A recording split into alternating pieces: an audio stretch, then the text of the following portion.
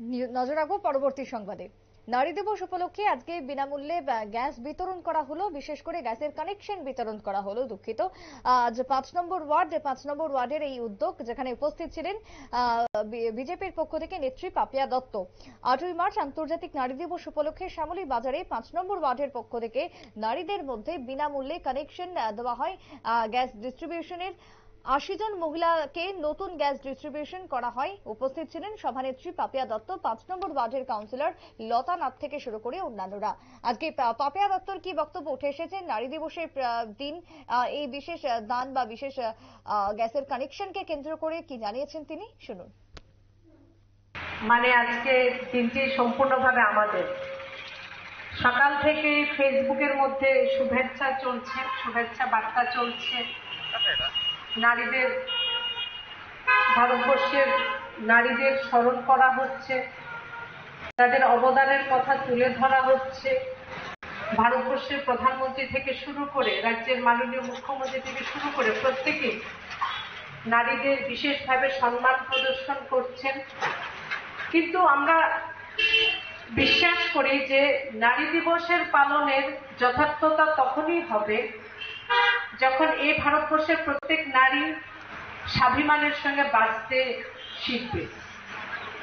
নারী দিবস পালনের সার্থকতা তখনই হবে যখন এই ভারতবর্ষের প্রত্যেক নারী সুরক্ষিত হবেন। নারী দিবস পালনের সার্থকতা তখনই হবে যখন এই ভারতবর্ষের প্রত্যেক নারীর মৌলিক চাহিদা পূরণ হবে। এই বিষয়গুলি যিনি প্রথম উপলব্ধি করেছেন উনি আমাদের যশস্বী প্রধানমন্ত্রী নরেন্দ্র মোদীজি। আমরা স্বাধীনতা তো পেয়েছিলাম 1947 সালে, কিন্তু আমাদের বাড়ি, যে ঘরের নিচে আমি থাকি, যে ছাদের তলায় আমি থাকি, আমরা থাকি, ওই বাড়ির ছাদও আমাদের মহিলাদের নামে হোক, আমার বাড়ির রেশন কার্ড আমাদের নামে হোক। আমি লাকড়ির উনুনে রান্না করছি, লাকড়ির উনুনে রান্না করলে আমার ভারতীয় নারীর কষ্ট ব্যথা হয়।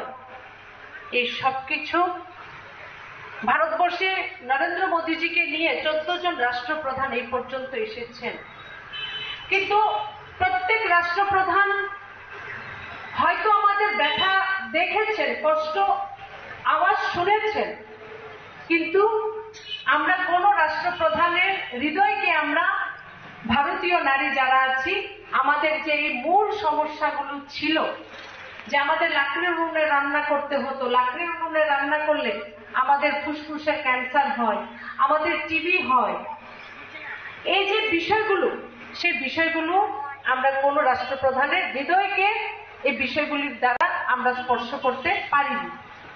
2014 সালে নরেন্দ্র মোদীজি যখন প্রথম মা ভারতের দায়িত্ব নিলেন, প্রথম উনি মা ভারতের দায়িত্ব নেওয়ার পর প্রথম যে ভাবনা ছিল ভারতবর্ষের মায়ের।